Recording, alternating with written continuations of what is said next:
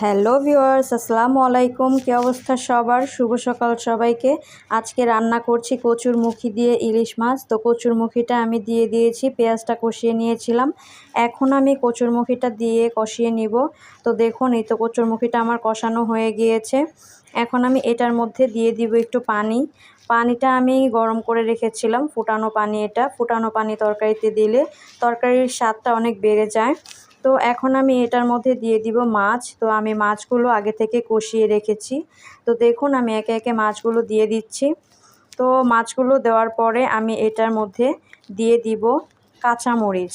কাঁচামরিচটা দিলে দেখা যাবে ফ্লেভারটা খুব ভালো আসবে। আর যারা একটু ঝাল খেতে পছন্দ করেন তারা অবশ্যই কাঁচামরিচটা অ্যাড করতে পারেন। তো আমি এই তো কাঁচামরিচটা দিয়ে দিলাম।